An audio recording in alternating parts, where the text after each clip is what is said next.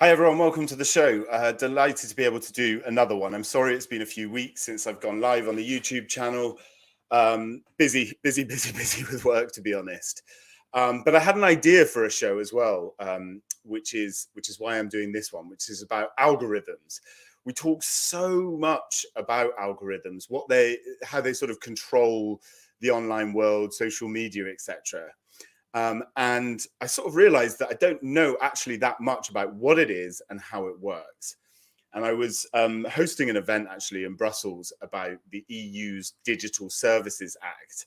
And during the lunch break, I met someone who was really interesting, who started to talk about his work on it. And we're going to hear from him. That's basically why I'm doing this show, is because he was saying really interesting things to me. And I thought, do you know what? This is a show that I'd like to do.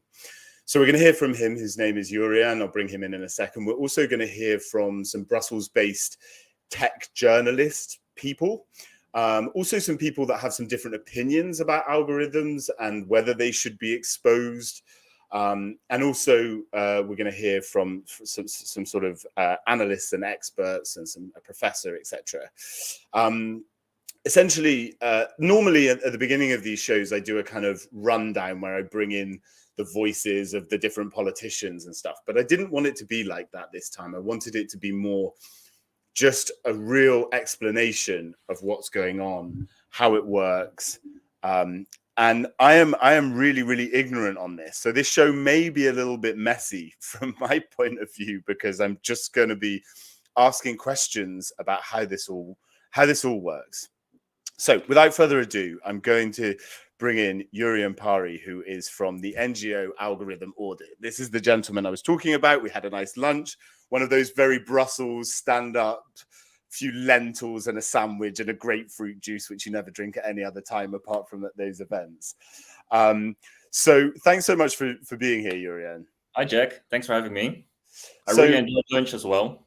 Yeah, it was a nice lunch, wasn't it? So let's break this down from the start. I'll ask you a bit more about your organization in a minute. But one of the things I want to do is to ask, what is an algorithm? What actually is it? A piece of code on a computer? Is it like an Excel spreadsheet? What does it look like, an algorithm? The best analogy, I think, is a pie and then a recipe for making a pie in a digital way. So you're just following the step-by-step procedure, what to do with your data. Many different eggs, many different shapes, all in digital ways. And going through this procedure from collecting all ingredients, identifying how much you need from the one and the other, ultimately creates in an oven a pie. And that is getting from the data to the algorithm to the project you are using it for, because it's an all-purpose kind of technology, either content moderation or timeline feeds to risk prediction, etc. So you can apply it in many different ways, like a pie. Okay, but if I want to create an algorithm for a social media website, is there like a computer program which I bring up, like Word or something like that, and then I start writing the algorithm? What are those programs? Sure, but it's a level deeper than your Word application or your PowerPoint application. It goes one level deeper, where you are using a computer programming language, which is under the hood as well of Word or PowerPoint, where you can create the code lines yourself. It's called Python or R, many different forms, many different languages nowadays, many different ways of the materials to create your digital pie. Do all of the big tech companies use different ones? Does Google use one? Does Meta have their own system for doing that? How does it work? Well, there are some very broadly, universally accepted computer programming languages. One of those is Python, and it has been established, I believe, in Amsterdam during Christmas by a professor who was really into computer programming language, didn't like to celebrate Christmas with his family, and started to create a language all of himself around Christmas. His favorite series is Monty Python, like the English, what it means with the four people doing this show in the 80s or 90s, I believe. Monty Python, it was his favorite show. He named his computer programming language, which is now kind of ruling the world, after the Monty Python series, which is now adopted by Meta, Google, all over the world. You have some different forms, but this is a very popular one. So when the algorithms that we talk about, that I think that are most interesting to people are, for instance, like, why am I seeing this post on my Instagram? Why is Google suggesting these things for me when I search on Google? Why is Twitter choosing these posts from people that I see? Are these social media websites essentially just their algorithms? Is that what backs them? And what looks different between, say, Facebook's algorithm and Twitter's algorithm? Can you explain what that kind of looks like and how the algorithm works? Sure. And then I think on top of that, it's a cocktail. You have the users posting content, which is very essential for social media platforms as well. And then given these posts, you have this social network, which is your digital infrastructure, which can be linked to one another through an algorithm. So there you have like multiple components getting together, which makes this social media context so dynamic and vibrant and appealing to watch. It has a social dimension, it has a network dimension, it has an algorithm dimension. So there's different algorithms. There's an algorithm for like what comes on the feed. There's an algorithm for the way I post something. There's a particular piece of code that decides how is that what I'm understanding there? Well, yeah, the matchmaking between you and the network, that's done by an algorithm. So Jack posts something on the social media to promote his YouTube channel or his show, like we're doing now, and that is like feeded to people who, in general, like to watch YouTube channels. And there are certain incentives and matchmaking between user likes and preferences and the content available. And that over time is like a self-learning process that it gets into your preference zone, which creates some risks, but has some advantages as well. What does that piece of code look like? So this is streaming on YouTube right now. YouTube is, I mean, I'm certainly not favored by algorithms on any of my social media. This isn't a video to complain about algorithms, but like, you know, how do they decide that, say, this video that's streaming on YouTube and Twitter and on LinkedIn, how do they decide that this is going to go into that feed? How does that work from the sort of main servers of a big social media company? The code picks something. What does it look like? Yeah, it gets a little bit difficult, but in general, it's called learning to rank. So you want to rank things, isn't it?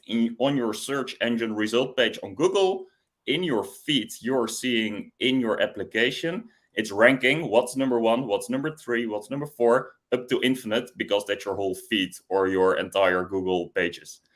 Then it's based on feature extraction. So there are certain features related to a query you put in Google search engine. There are certain features connected to you as a user on a social media platform. On LinkedIn, for instance, how often you are checking your application, how often are you online, how much likes do you give to certain topics, all different kind of features. And feature extraction and learning which features have predictive value, it's really important task in general in statistical learning and specifically in learning to rank. Okay, so do these algorithms, there's people changing them all the time, right? There's teams of people that tweak these algorithms and sit there. How do they decide to do that? So does Mark Zuckerberg sit in Facebook Meta Towers and go, Facebook needs to prioritize more cat videos, Instagram needs to prioritize more? Do you know what I'm obsessed with on Instagram? It's like people falling off surfboards, whatever. So that, like, the algorithm is giving that to me. But does it come from the top down, or do the algorithm masters just tweak small? Both. So it's a huge experiment. There are many different algorithms applied to many different communities, and then it's all measured and measured and measured and calculated what works best to increase ultimately the goal of the company, which is user engagement, and under the hood as well advertorials, which are like the main profit and business settings of these huge tech platforms which have huge market cap. So it's a combination of both user engagement and clicks, conversion rates, you can name it as well, but the profitability part. Okay. I hope, I mean, this has made it a bit clearer for me. I sort of am starting to, I hope, I mean, this was the idea that we would set this up with this. Now, let's make it a bit EU focused, because you're basically, all of these algorithms are the trade secrets of these tech companies, right? They're hidden. Nobody knows what they are. They change all the time anyway. What is the EU trying to do? I mentioned we met at this Digital Services Act, but there are many different things. The AI Act, the Digital Markets Act. I really don't want this to be a sort of forensic thing of the names. We just forget about all the names. What are the institutions in Brussels trying to do? How are they trying to get the algorithms exposed? The most important thing is that there is somebody watching with the tech companies what they are doing under the hood. Because now it's an entire era over the past 20 years of self-regulation, where there are certain market failures, you can say. Profit over safety, more user engagement and ad profit against the risk of fake news spreadings during the 2016 elections in the US, Brexit, etc. So the aim is of the EU institutions to have some regulation in place to ask out what are the trade-offs these companies make between profitability and safety, for instance. So, but what are they trying to do there? They're putting in laws that will force the companies to tell them about the algorithm, right?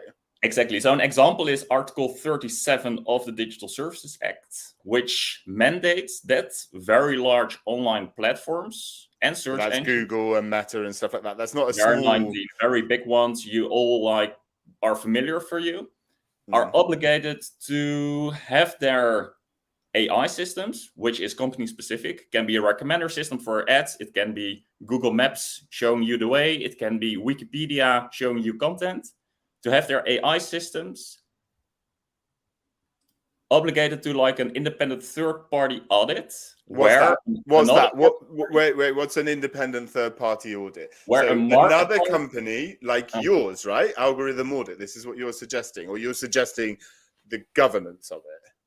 So it's a market controls market basis, which is the strategy of the EU clearly, that there are big companies like now in accounting, Big Four, the whole private auditor industry, looking at the AI systems of other tech companies, which is the case in medicine, in aviation, in food regulation, in finance as well, that algorithms go live. And before they are going live, they are checked by an independent third party on risks and regulations. And now that whole past era of regulation in those other disciplines is unfolded into the digital realm. So auditors, in my mind, are like KPMG, Deloitte, Ernst & EY or whatever. So they will go into Google, they will look at the algorithm, and they will decide if it's the right thing to fit into the laws that the EU has set. That's where the tricky part gets in, because nobody knows yet what exactly will be audited for. And that's now what if you read the reactions of the private auditors on this piece of legislation, the Digital Services Act, there's a very worrisome private auditor saying, we have to audit, but we don't know what to do. Give us criteria, give us standards. So let me stop you just from a basic point of view. If you get a financial audit, right? If they go into a bank, these auditors, they have to check that the right money went out, the right tax was paid, the right business expenses, etc. But right now, what they're saying is that they won't be able to go into the Facebooks and Googles of the world and say, because they don't know what they're looking for. They don't know whether they are meant to be finding out that, right, they're doing too much advertising towards children, or right, they're doing too much.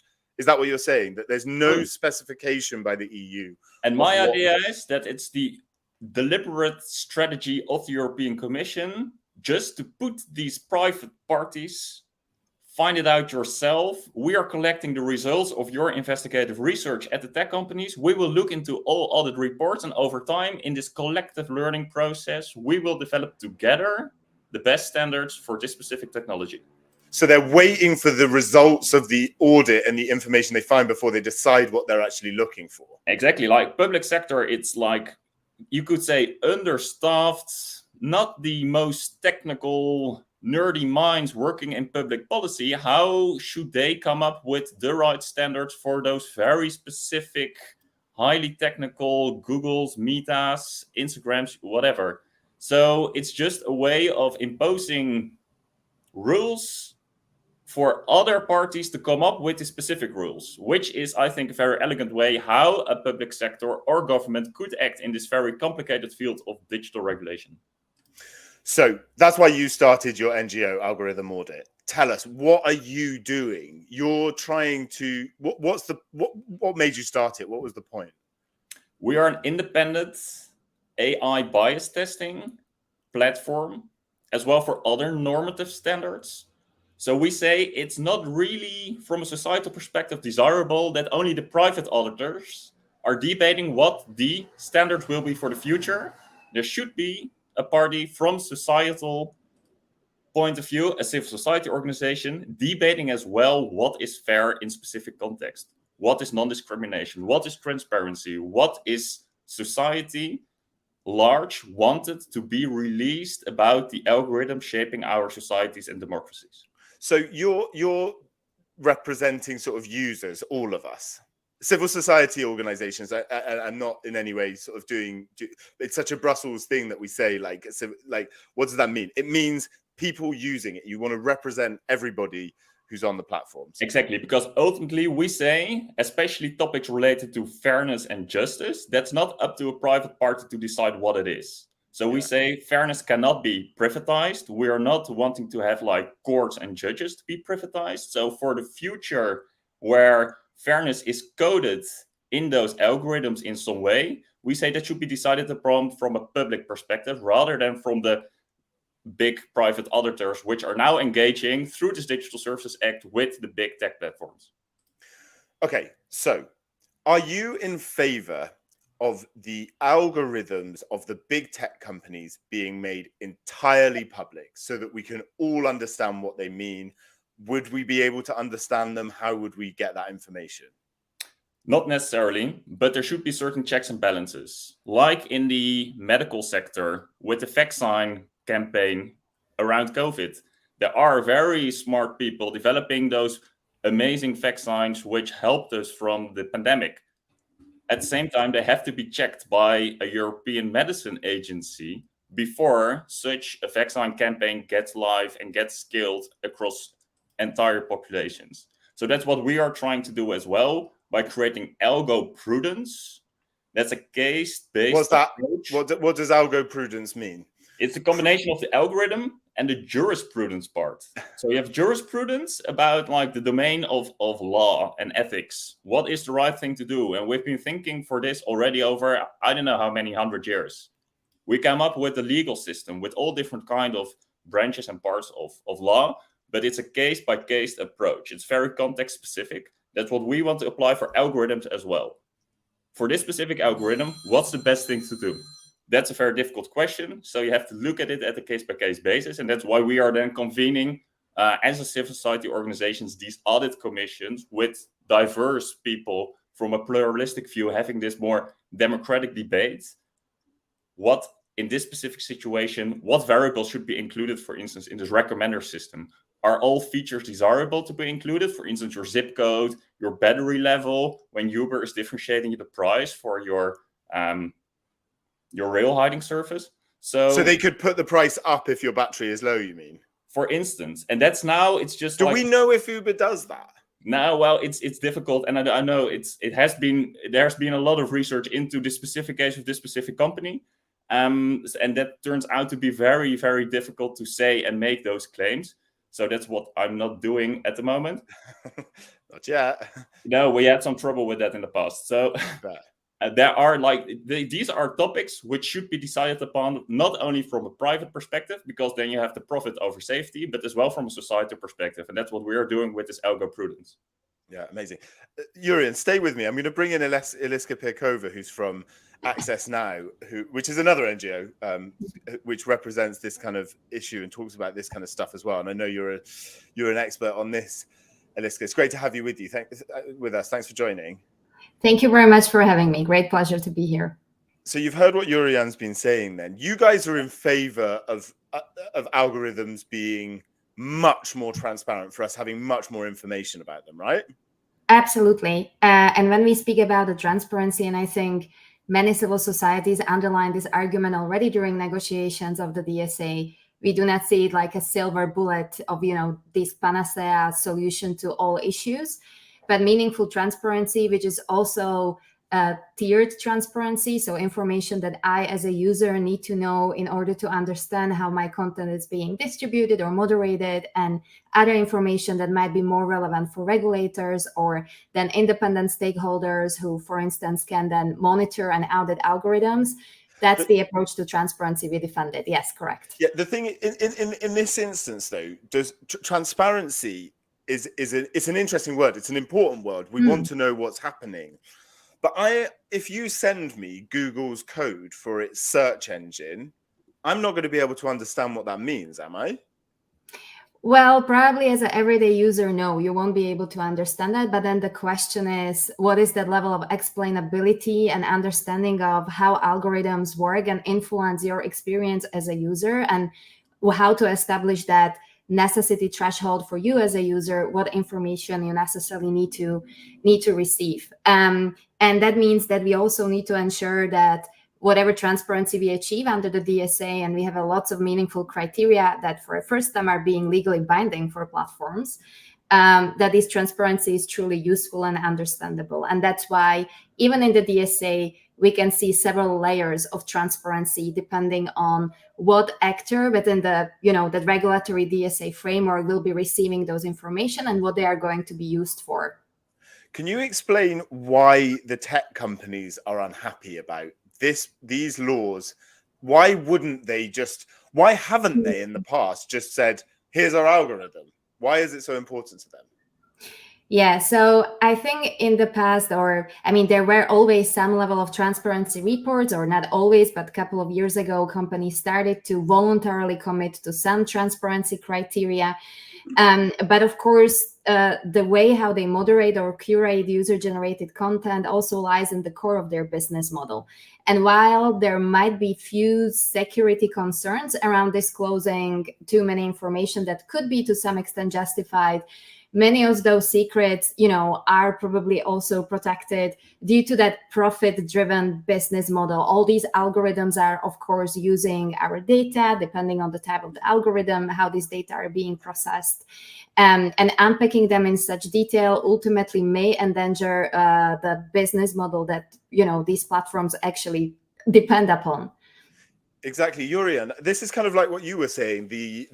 With Uber sort of switching, like we're not alleging that they do this because we don't know the algorithm, but the secrecy around it suggests that there are nefarious things going on in these algorithms. No, I mean that's always the sense. I see posts on Instagram all the time. Oh, the algorithm's got me. The phone is listening to me. Would it not be better for the tech companies to come clean? We would trust them more where there's a big lack of trust, right? True. Jurriaan, that was for you. Yeah. I fully agree. The difficult thing is that as well, like Europe, it is a market-oriented society, isn't it? We like innovation. We like new businesses arising. We are unhappy that there are not like big EU-based social media firms. So there's a very fundamental tension between this innovative part and the way how we want to structure our market economies. From a personal perspective, I think governments as well, for instance, have a role to play here to be much more transparent in the first place, to get like their cards more open on the table, what they are doing, what kind of profiling is used. So government algorithms, you mean? So explain that. What's a government algorithm? For instance, for public services like social welfare, it's on their website, you mean, or just the way that they process it in their systems? If you are in need for money and you are like unemployed, you can rely on social welfare in a lot of countries. That can only be done, people say, when it's like there's a healthy way of keeping this system into place, and therefore there should be kind of re-examination what people potentially are like unduly granted these social welfare benefits. And their risk profiling gets into the picture, for which increasingly algorithms are used. Then profiling, it's not only done by like human analysts, but as well like these criteria and threshold values, which zip codes to select, which age categories to collect, which kind of literacy rate to investigate, increasingly determined by algorithms.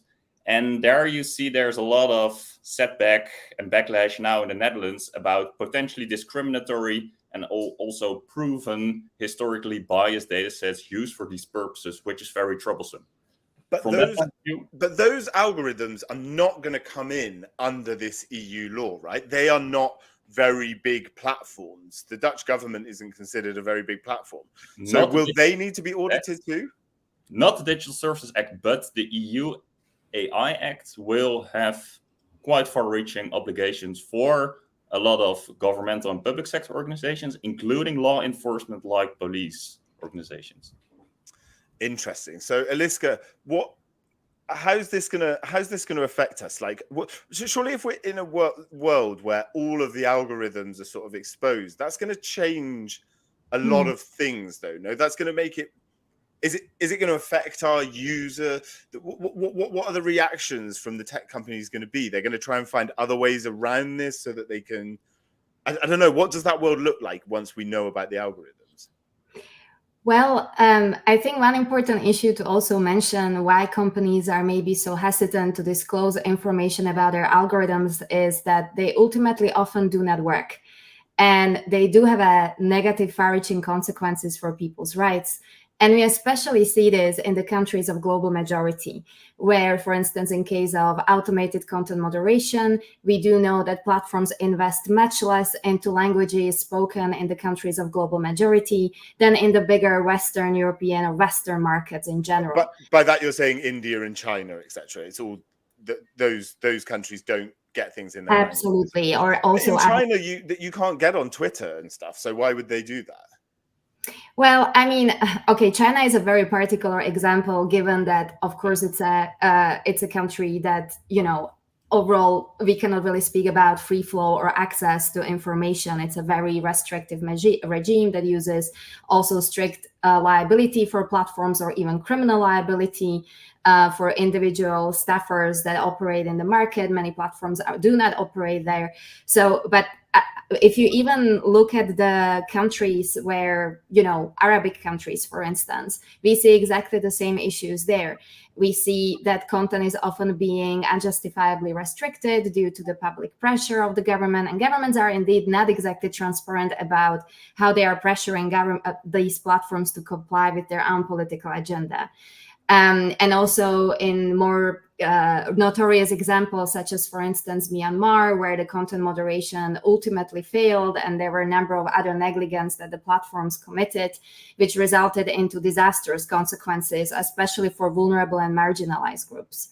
How that world will look like once the DSA is fully enforced, well, I would like to believe that proof, especially for those who fall into the jurisdiction of the European Union. Of course, transparency as such won't be enough, but we have other important elements such as due diligence obligations for very large online platforms. Some of them already have been discussed. I would also add to audits the importance of the risk assessment measures that is sort of a pre-step before platforms will actually subject themselves to that third-party auditing, where we also have now specifically mentioned the negative effect to fundamental rights, for instance. And that's a huge progress because we truly now want to regulate algorithms instead of concrete categories of illegal content that has proved to be a very short-sighted and absolutely not effective way how to regulate platforms and achieve their accountability. Yeah, you've touched on something deeper there, because it's not just like, I want less dog videos on my Instagram feed. It's actually a manipulation of the society as well. Now, I'm going to bring in, this is the first time I've ever had 4 people all on the screens. I'm very excited about it on the show. I'm going to bring in, you're going to get going. All right. Thanks, Jurriaan. I really appreciate you being on the show today. Thank you so much. See you soon. Appreciate everything that you've done. So I'm going to to bring in Jennifer Baker, a good friend of mine who's on holiday and is taking time out of her holiday to speak. Jen, you've heard a little bit about what we've been saying there. The tech companies are resistant to this, but as we heard from Eliska, like these algorithms manipulate the information that people get. I mean, yes and no. I mean, certainly they're resistant to it in the sense that they're, in a general sense, resistant to most regulation that they fear might stifle their freedom to innovate certain ways in the future. And there's an ongoing battle about what data can be used for what and what constitutes a legitimate use of data. And one of the interesting things, actually, that we're seeing recently is that certain big companies, that's currently it's Meta, trying to argue that this is the service they're offering. So they can use this, that the service they offer isn't a social media platform on Facebook is a specific case. It's actually that they are using algorithms to target ads. And so that's been a way to get around other privacy laws about what data they can use. Now that's just being chucked out by the courts, but it's an interesting argument. They were trying to rely on this as, you're not just using social media, you're getting, this is wonderful social media with algorithms. So it's also part of their offering. And many big companies are going to be very tightly adherent to that. What would social media look like without algorithms? That's a weird question to ask, but I'm like I say, I'm really like completely like ignorant of how this works. Would it work if there were no algorithms? Well, you can time travel, you know, if you can travel back in time and remember what it was like when it was first set up. You know, I mean, this is true. I mean, there were different, more organic timelines. It was just what happened in terms of what was next, and it was all by, you know, filtered by time. I mean, the algorithms, and everyone, as we know, as social media users, gets very upset once an algorithm is tweaked a little bit. You know, he's outcrying and Twitter changes a little bit of this or Facebook changes a little bit of that. And those are just those are the techies tweaking the algorithms in a way to try and deliver more sticky content.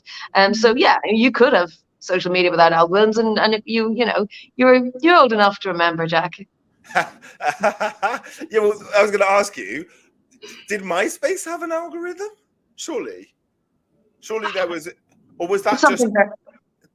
It was much more rudimentary, wasn't it? It was just individual profiles, and you had to kind of go and find them. There wasn't feeds, so. It was more rudimentary. I think what's been a big game changer and a big shift is partly where data is gathered from, and partly the, if you like, the merging of data, the consolidation of data. So you've got big companies, you've got Meta, you've got Alphabet, who can then track across their different resources. So they can link WhatsApp and Instagram and all that data together. So you actually end up with a more sophisticated data set. And the more sophisticated the data set, the more an algorithm can do with it. Whether you want that or not, and you know, under EU law, there are efforts made to try and untie these. I mean, there was a competition case that comes under competition law. I know we were talking earlier about DSA and other laws, but under competition law, there's questions about whether data is sharing or data sort of conglomeration or accumulation in one space is actually a dominant position issue. So, of course, companies' argument that no, we're not dominant in this area and we can bring our data sets together, or we will have all the data, but we will never merge them. I mean, the more they're pushed to deliver to their shareholders, of course, the more chance there is of them bending the rules or coming up with new and creative legal loopholes to allow them to do that. Yeah, exactly. It's about money. Listen, if I can ask you both to hang around, I don't know if you've got time. I hope you can, but I've also I've pre-recorded some interviews that I'm going to play out for now. And so really appreciate if you can hang around and we can bring you back in. The first one is Alexandra Cernian. She's a good friend. She is a good friend of mine, and she's a professor at the Polytechnic University in Bucharest. And I asked her about what machine learning is. She was talking about the algorithms and how they play into the way that computers feed us things and how the computers learn.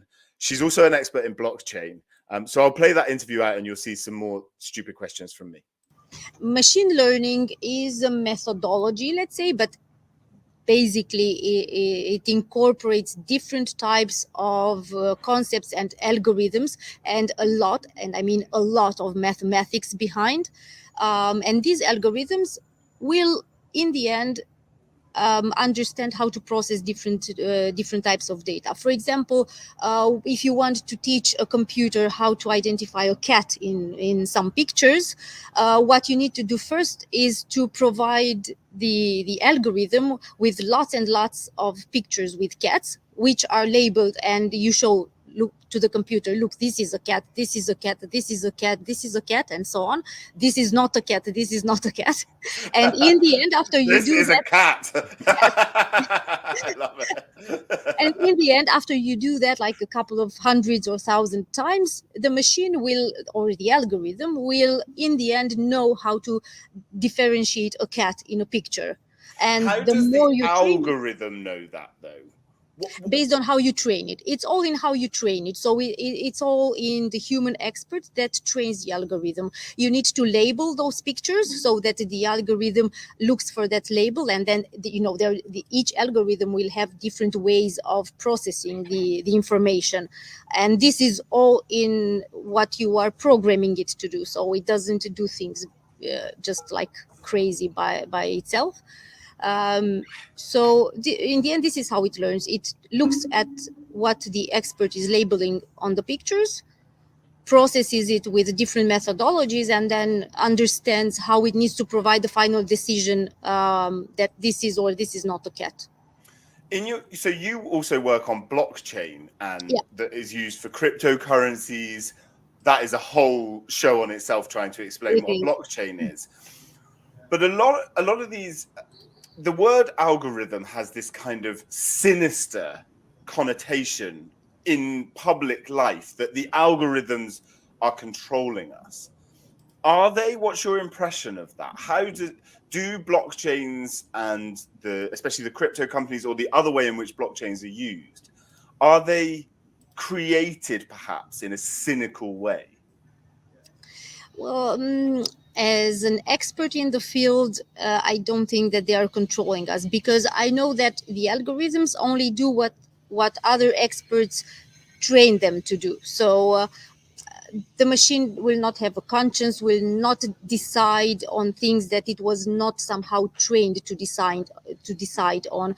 For example, if you want an algorithm or a machine to say that to discriminate in any way, that would mean that previously someone trained the machine on a data set which was discriminating, and then this is what it learns, just like you're educating a child in the end. Do that though.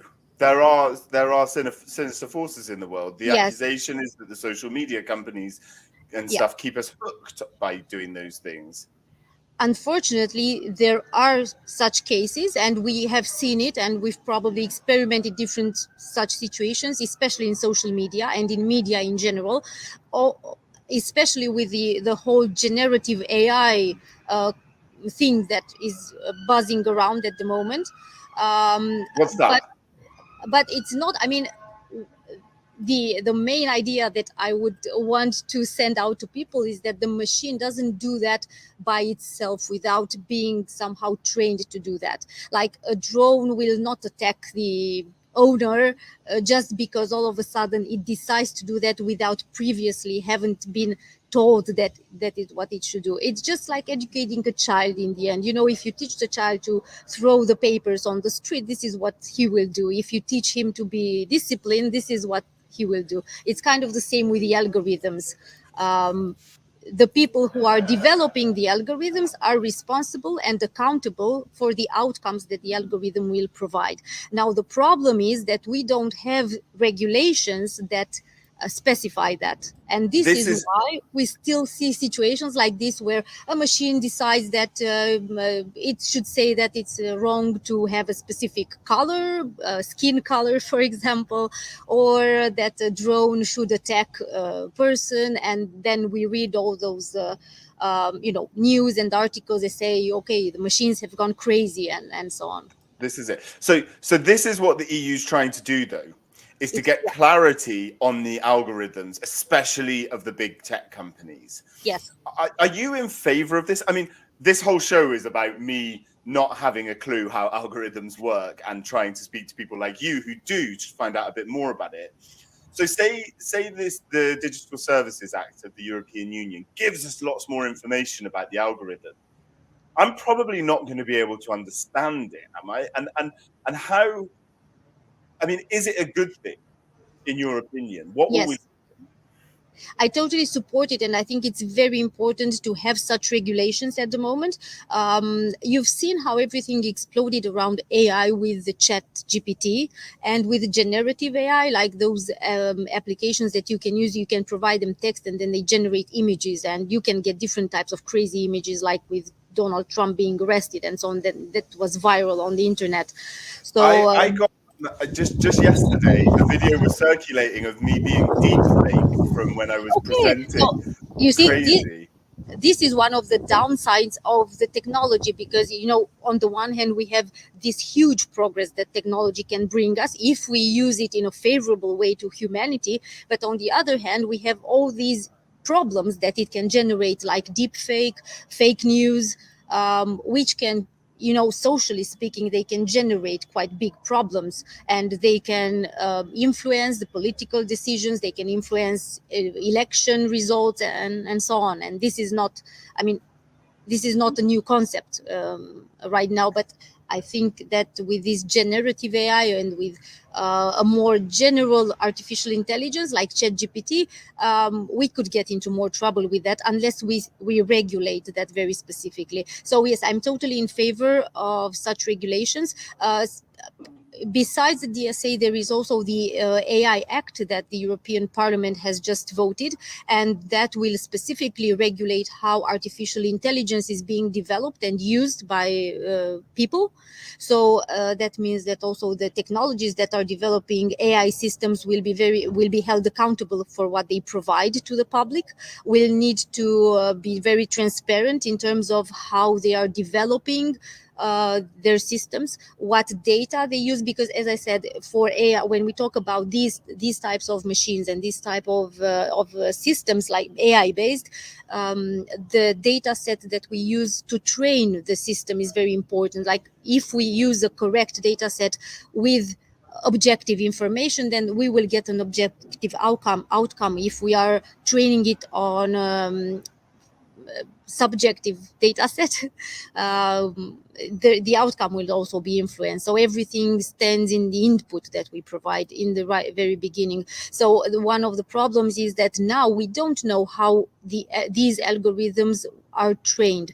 You just get like a black box. You get an application in which you provide an text and you get a picture, but you have no clue about what's going on inside this black box. So we're not gonna, but am I going to be able to understand it if they give me the black box? I mean, people aren't going to be able, if they give me the key, I still won't get it, right? No, probably not, but you will have... Alexandra, come on, give me... No, I'm right. You're right. They will not tell you what's inside the box, but there will be some auditing that these companies will need to go through before they can release such an application. And during this audit, they will need to be very transparent and say, okay, this is the data that we use. This is how we develop the algorithm. They will not do that in a public way, but there will be probably some experts board there that will do these kinds of audit, so that the public will be sure that when they are using one of these AI systems, that they are in a good scope, let's say. Yeah, so we're gonna. This would be the purpose. Yeah, we're gonna have to wait and see exactly, like, sort of how this information actually affects us and how we control it. Alexandra, thank you so much for joining the show. Thank you, Jack. Thank you for inviting me. There we go. So that was Alexandra Cernian. And I'm going to bring back in Eliska and Jennifer now. Perhaps, I mean, so Alexandra has got quite a positive attitude towards the laws. She thinks it's going to work. She thinks that it's all down to us training the algorithms and it's our fault if it goes wrong. Eliska, your reaction? Well, if I speak on behalf of civil societies, we have always defended the Digital Services Act precisely because it's the second generation of content governance or platform accountability law that we have been pushing for and advocating for the longest time. But at the same time, I completely agree, and maybe that also connects us to your initial question about transparency, that machines itself, whether these are algorithms, automated decision-making processes, do not cause that societal harm or systemic risks in the DSA language on their own. And of course, it very much comes to the data sets that are being trained on, and they're being trained by humans. And then there are different processes, and we also have to think about algorithms, even when it comes to content moderation or content recommender systems, that they work at the same time on the top of each other, happening in the background. So they are not separate individual processes that could maybe, or one could have that impression if you read the DSA, where you have one measure per, not necessarily per algorithm, but for instance, content recommender systems are being singled out more specifically by the DSA. And so I think especially access to those data, and not only for the regulators or for you as a user to understand, but data access framework in the DSA that we haven't mentioned yet. And it's one of the most innovative and novel elements within the law that will allow vetted researchers, people with the expertise, to understand how this algorithm operates and how they being trained. Okay, and it also let's do it. Let's go there. A data access framework. What does that mean? It means literally what it says. It's access to data. But what does it mean? Like, there's a what is a framework? There's a set of agreements where we all can go into a place and find out the specific data. What does it look like? What does it practically mean? Well, if you could, Jack, but I think it's more about allowing teams of researchers and organizations and NGOs like Algorithm Watch and so on. They have access, and there's a sort of an obligation to turn over that information to those reputable organizations who can do that deep dive auditing. I don't think really, you or I want to go in and try and work out what's going on. No, I'm it's about obsessed with this, aren't I? I've got to give it up. who are independent, who can do that. And then it all comes back around to explainability to the lay user, which I think is very much more important. So what does that look like? How's it, what's in the law? What's the deal then? What are the fights over this ability to access particular bits of data, and what are the forces on that? Eliska, yeah. So first of all, I think one important element within the data access framework measure is that, of course, not everyone will be able to access those data. There will be a vetting system of researchers and institutions that can access, and then also civil society organizations will have that ability too, which for us is, of course, the revolutionary measure. But that mechanism, how to really make this system operational and to also ensure that that system is secure and safe and it complies with data protection safeguards, that is currently in the process of making. But this level of information goes actually, or it's that extra layer of transparency where, we've always been pushing for evidence-based and research-based policymaking. And this measure is exactly the tool that will enable us to hopefully achieve the understanding what is actually happening on those platforms. What is the causal link between incitement to violence online or online hate speech and the real world harm, which is the term platforms often use also in their terms and conditions. And that's a big deal because to this day, we do think that this is happening.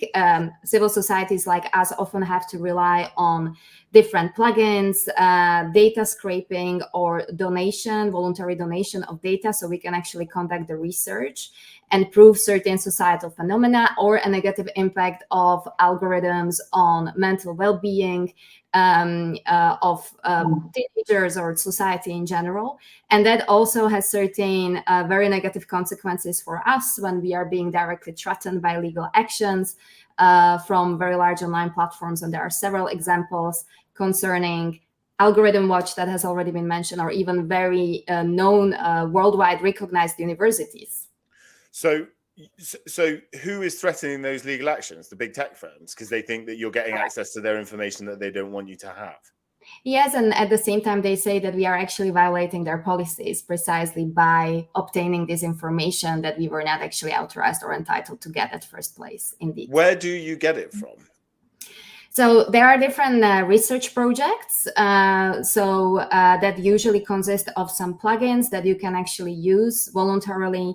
There are agreements then made with those individual users and groups that voluntarily donate those data.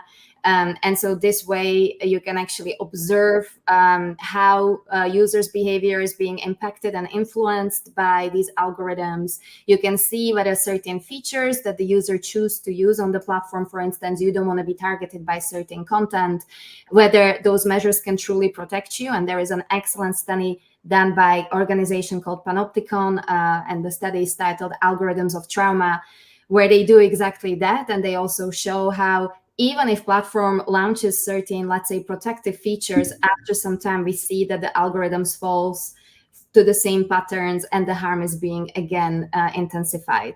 Yeah. So Jen, this stuff that Eliska is talking about there, we sort of one of the interesting things that's happening is that the tech companies are sort of portraying them as trade secrets. We're a normal company. They're fighting this, perhaps not so publicly. What's your assessment? I mean, because they're big US tech companies, right? What's your assessment of the optics of this and how it's going to play out? Well, I think, to be honest, true to form, like a lot of EU legislation, I personally think the DSA rather is on the right track. I think its aims are laudable. I think also the AI Act with its risk-based approach is also pretty good. But where it falls down and where everything will always get stuck is in the implementation and the enforcement. I mean, we already have a lot of laws on the books which around data, for example, the General Data Protection Regulation, which does give you in that already the right not to have serious decisions that may impact your life made by machine without a human in the loop. We already have the right. So if there's algorithms making decisions about whether you get a mortgage or not, or whether you get insurance or not, you already have the right under the GDPR to say, hang on, no, I want a human in the loop. So this is about allowing you to know when that happens. That's important. But it all comes down to enforcement. And we've seen a lot of GDPR enforcement problems. And I kind of think we're going to see a lot of that wrangling around what is and isn't going to be allowed in terms of access. There's going to be, I know, pushback on what organizations are being defined as very large platforms in terms of they'll try to market split. So they'll say we're maybe very large in this area, but maybe not in another. So I think it all comes down to implementation, and we're going to see a lot of stuff going through the courts. I think that's an inevitability. But as I mentioned with the AI Act, which is risk-based, I do think that's the right approach, because at the end of the day, Jack, you and I don't need to know what's going on in the black box. What we need to have is trust and faith that nothing nefarious is going on, that there's nothing unethical happening, that our data isn't being used for things we don't want it to be used for. I'm always hesitant to say that we should try and force technological solutions on cultural problems. And I think here it's the same sort of thing. We don't want to make the tech the problem if our real problem is that we have big issues in culture regarding elections. So, you know, an algorithm might advise me that you need to wear lipstick number 43 today. That's one thing. I can be missold a lipstick, but it's another thing if I'm missold a president. I say this all the time. There are issues that we really need to care about, that the tech isn't always the problem and it isn't always the solution. I love it. Missold a lipstick or a president. Well, it's true. Like, we don't know how a plane. I don't really understand how a plane flies, but I get on one because I trust it. Exactly. So if you guys can hang on, there's actually someone else I spoke to who's not so in favor of hearing about of the algorithms being exposed. Just stand by for a second if you can. If you need to drop off, that's fine. But can you both hang around for a few more minutes? Yeah. Perfect. Sure. Okay, so stay with me. I'm going to bring in Daniel Castro. I spoke to him earlier this morning. He is the director of the Center for Data Innovation. Has a slightly different perspective. So take a listen to what he had to say. There's this sense among the Europeans, especially the EU institutions, that getting the information on how algorithms work is good for us, good for citizens, good for people. What's your take on that? Yeah, I mean, you know, transparency is always useful, right? Transparency is one way that people, understand things, one way that they trust things. But there's also limits to that. When we're talking about some of the machine learning algorithms that are out there, that I think a lot of this transparency requirements are intended to address. There's only so much you can do, right, to understand what's actually happening behind the scenes. And what we've seen is that I think oftentimes what's more important for consumers is accuracy, right? You want to know over time that something is consistently accurate. and that's why you trust it, not because somebody told you this is what's happening behind the scenes. And in fact, there's been some really interesting research that shows that when a prediction is accurate from an algorithm, but it doesn't align with what you expect, that even if you have an explanation or transparency there, you might not still believe it. And so, there's really limits, as I said, to what transparency can achieve. And I think, in most cases, what we really care about is accuracy and consistency. Do you not think that we're maybe a bit too far gone, though, that there's such a lack of trust? I mean, here in Europe, obviously, we have this sense that the American big tech companies own all our data, are controlling the way our news is being led. Do you think that just full transparency and accuracy, full transparency rather than accuracy, may be the way to do it? I mean, the big tech companies are fighting this. They don't want to give away what they see as their secrets, correct?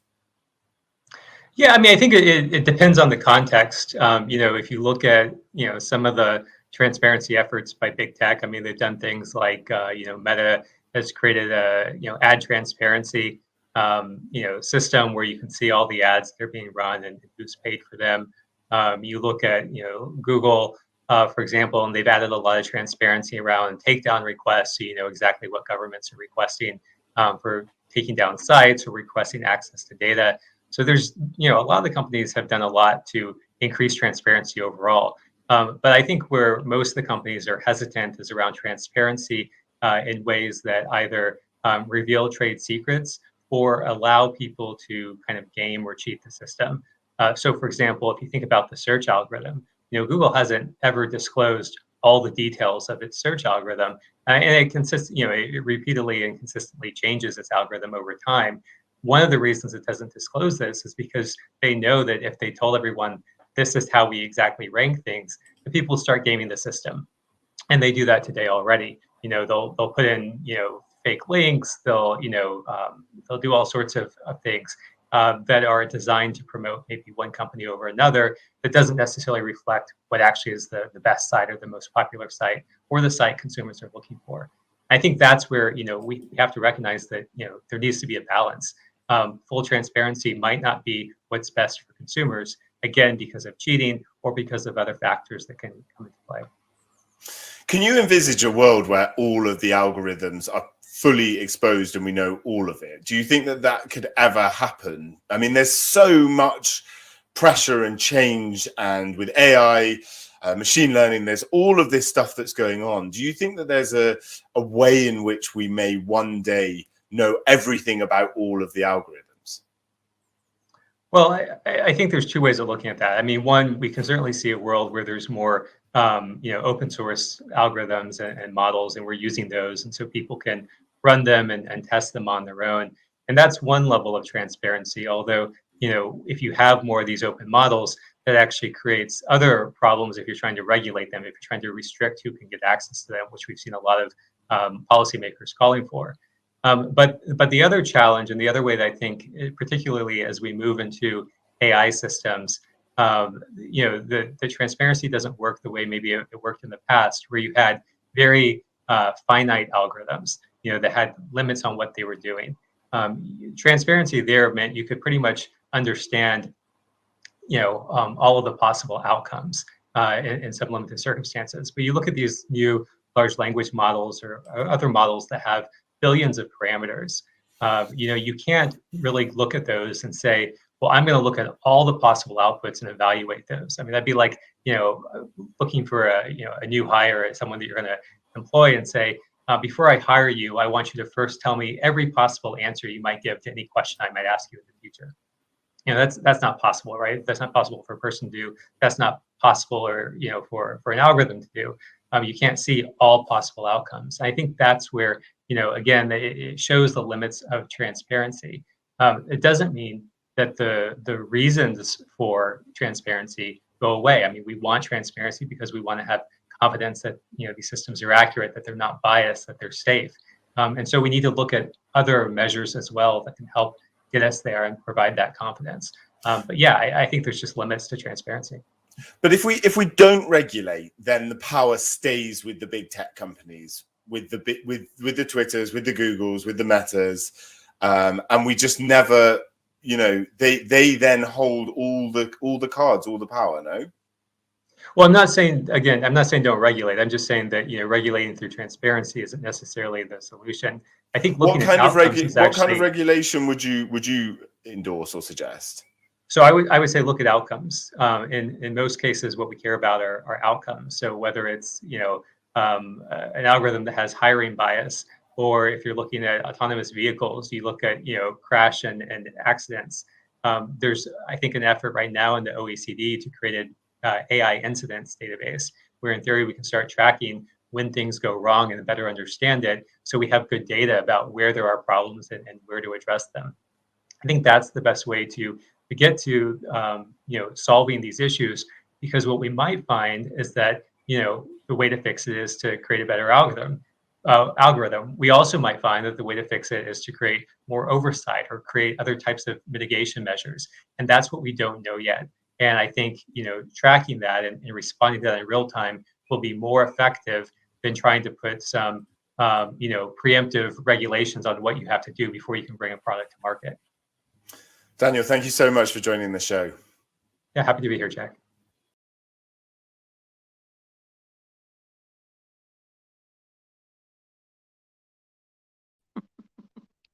Jack, you're on mute.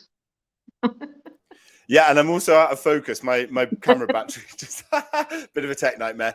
Jennifer, I know you want to pick up on some of the things. I mean, well, honestly, I wish Daniel was here in person, because then you'd have a real battle on your hands. It sounds like he and I are saying the same thing, because I focused on outcomes, but they could not be more far from the truth. I think he's creating absolutely false dichotomies and putting up straw men and tearing them down. The analogy of an employee giving every particular answer is just ridiculous and not at all relevant to how we want to see regulation on algorithms. I wish we could have him here to respond. He just couldn't make it. So I know. He was kind to give us the time, but yeah. It's also worth pointing out, I said you can't have regulation before bringing a product to market, which you absolutely obviously do in so many other areas. You can't just put unsafe food products or toys or anything on the market. There's all sorts of regulation there before you can bring something to market. So this is, you know, you don't get a free pass just because your particular product happens to be involving algorithms. So, you know, I mean, and I like, you know, transparency is great, but, you know, maybe he's a little bit selective in where we want to see that transparency. I mean, I also think following the money is an important thing to do, so you can see from that perspective who's driving and what and who's making what arguments for what people. So I do think that although it sounds maybe like Daniel and I are saying the same thing, which is focus on the outcomes, that's not the same thing as saying just have a free for all. Yeah. Eliska, I know you've got to go, so I just perhaps if there's something you want to pick up on before you head off. Yeah, just maybe very quickly, also based on Daniel's contribution, I feel like that sometimes it's precisely how Jennifer put it into such a strange dichotomies that are not exactly helpful. No one is saying, of course, that there is no need for content moderation or content curation, quite the opposite. But once the algorithms, especially if they are being designed under the secrecy by the very large online platforms that have significant impact on public discourse, and they often have the final word about how our rights are going to be respected and protected in the online ecosystem, then there comes some obligations, or those due diligence obligations that they simply have to follow. And one of it is either meaningful transparency and also enabling other user empowering tools as a part of that option, how your content is being curated, so you actually have that choice. And it touches even upon the issues how, you know, then the whole entire interface of platforms is being designed. That's also something we haven't mentioned yet. It's not directly connected to the issue of automated decision-making processes, but it's equally relevant and important. So no, less like the design of the website. So if there's Yeah. a list down the side here that's kind of nice looking, but we focus on the main one as the way that we look at the algorithm. Exactly. But actually, this side one's doing all the legwork of giving us the other information. We call it dark patterns, Jack. Dark patterns. Exactly. So you end up actually, you know, consenting to something you actually don't even have idea what exactly you are giving your agreement to. So It's a whole other show. Example. Yeah, no, but we're going to touch on that. Eliska, I know you've got to run, so thank you so much for joining the show today. Just to say, this streams on Twitter and on YouTube, and everyone can write comments and have a discussion about this further. Perhaps Daniel, I know you guys have both sort of criticized his point of view. Maybe he'll want to come back and reply on Twitter as well. So thank you so much, Eliska. It's been great talking. Thanks for joining. Likewise. Have a good day. Bye. Bye. So dark patterns, mate. Yep. Go on. With patterns, they're exactly what you say. It's but when they're done by an algorithm. There's sometimes somebody, they've got very sophisticated psychoanalysts there helping us work out that your eyes will always look on that part of the screen and you will be drawn to blue rather than black. I mean, those will be tested through algorithms, I guess, and then they will be implemented. But the dark patterns is where you're pushed into or nudged into sharing more than you possibly might want to. It's making it 4 clicks to sort of disengage from something versus 1 click to just say yes. I mean, we all do it. The biggest lie on the internet is I have read the terms and conditions. Yeah, never. So do you just this show it's been a bit messy, I think, as far as the content wise, but I always knew it was going to be like that because I started with, is this a bloody Excel sheet and this is how it's working? And we had the explanations significantly more complicated than that. And we've got political. The big tech firms, Jen, like what tools do they have to prevent exposing the algorithms, which they don't want to do? Well, apart from armies of lawyers and very deep pockets, Right. assuming the DSA comes in, it's also a question of where they're located. Can you reach to them? In some cases, I don't think it's the big tech ones. If we're talking about, for example, disinformation, I actually don't think necessarily it's the big tech that we all know and love or know and hate that we need to worry about, because they will in the end of it try to be compliant, or at least try to put a veneer of compliance on things. It's probably those slightly dodgy Gab or whatever, slightly underground sort of social media networks that are hosted in or 4chan or something, hosted in somewhere in, I don't know, Manila is usually the place. Wasn't it? Yeah, wasn't but it? Yeah. which you can't really get to, and it's But very they're not the very whack-a-mole. big platforms that are coming they're under not. those audits.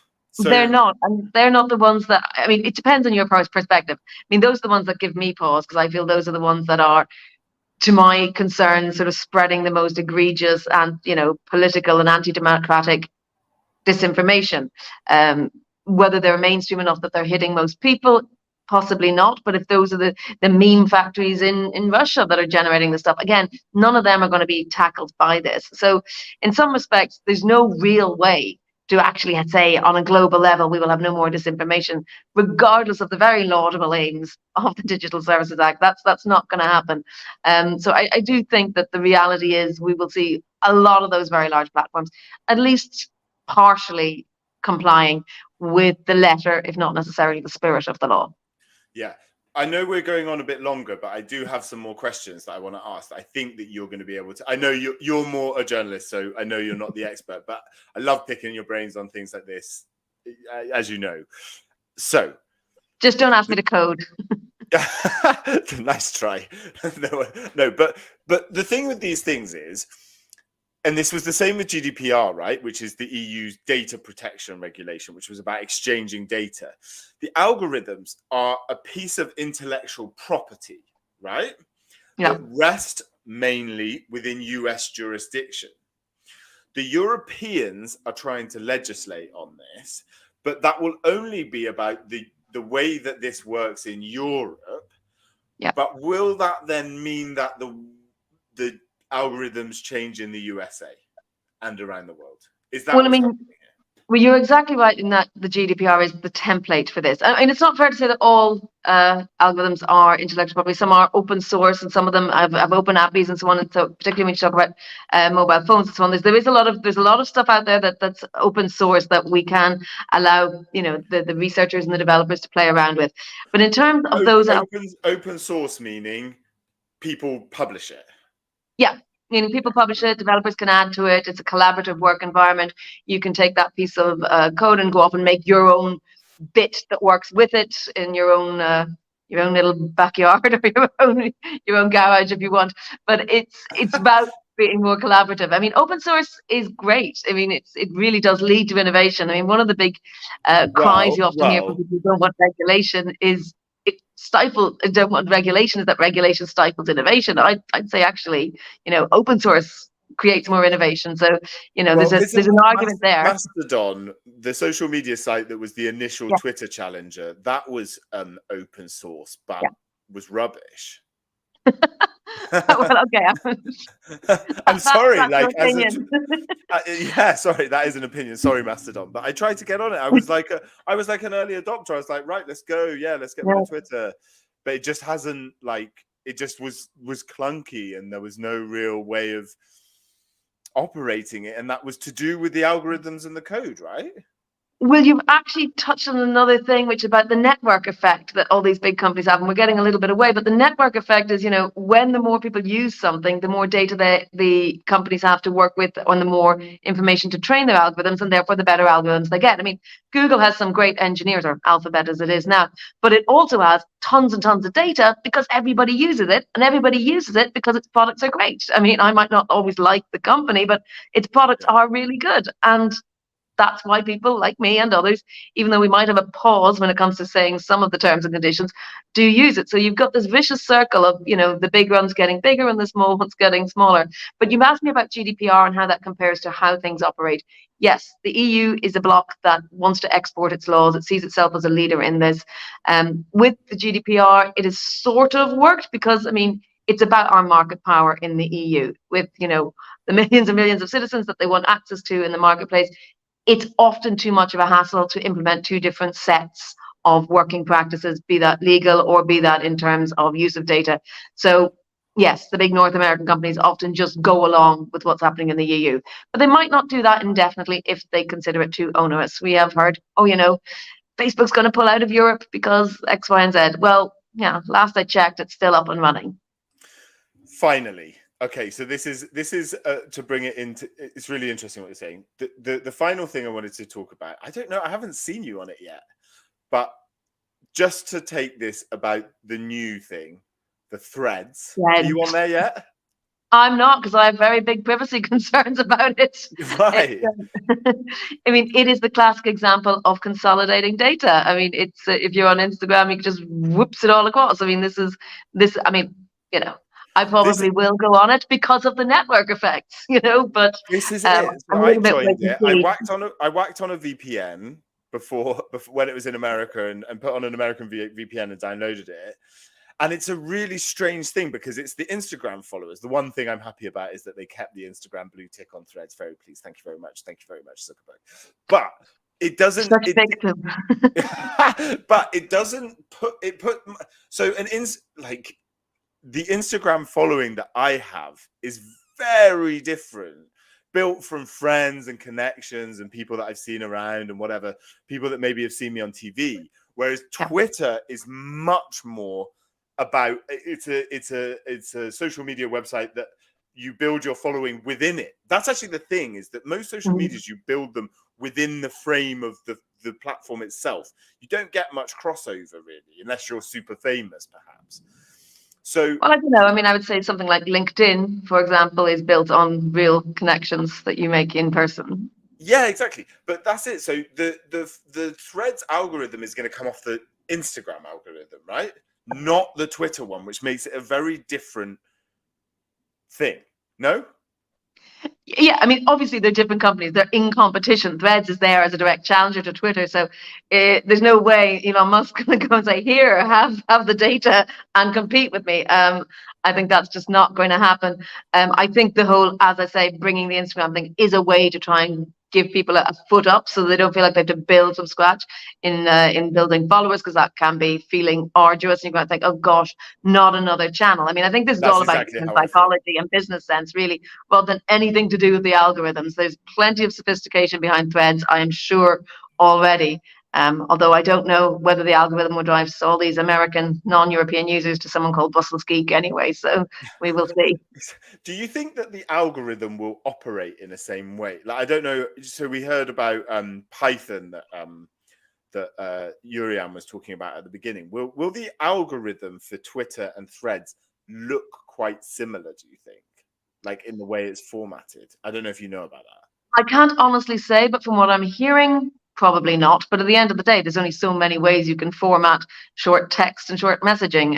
You know, it could be different colors, but you know, at the end of the day, it's a sort of a written and photographic sharing medium, maybe with some videos and some interactivity and comments. You know, you look at Reddit, how different is Reddit from the chat boards of 15 years ago? It's really, there really is a limited amount of what you can do until we get into the metaverse, and you know, that's another story for another day. Well, and also, I mean, the whole point in Threads is that the metaverse and all of that is completely fallen on its proverbial, right? That's why Zuckerberg's desperate to get in. Yeah, my money wouldn't be on Zuckerberg developing the metaverse. Interesting. I've other thoughts. I've other horses I would back in that race if I was a betting mum. Do you know what? Let's do another show. This is the thing. Whenever you do anything about tech, there's always like 100 different things that can come in. Jennifer, I know you professionally go by Jennifer, but because you're my friend, I call you Jen, and I apologize for doing that throughout this show. I love you. Go and have a lovely time on the rest of your holiday. Thanks for joining the show. Thank you. I hope everyone's enjoyed our chat, and we'll do it again. Cheers, mate. So that's really interesting. So this was super interesting for me, and I really hope that you guys have got something from it. Did you learn anything about how an algorithm works? I think I did. I think I understand a little bit more. I also sort of understand a bit more about what I don't know, how complex these things are, also how much they control our lives. I'm a social media animal. I'm always on my phone, and I'm just really aware. I watched a TED talk recently, which talked about the tech firms being the third superpower in the world after the US and China. And these algorithms are the things that control that. So I hope you found it interesting. Anyone, I know a lot more people actually watch this not live. So post your comments on YouTube, LinkedIn, or Twitter. Please like and subscribe to the video, to the channel. I'll be trying to go live as much as possible. Summer holidays coming up, but I'll try and keep up on the shows. And also send me messages, DM me if you have anything you want to talk about. Maybe if you want to watch me bungle my way through another topic like I have today. It's been great having you. Thanks for watching the show. Take it steady.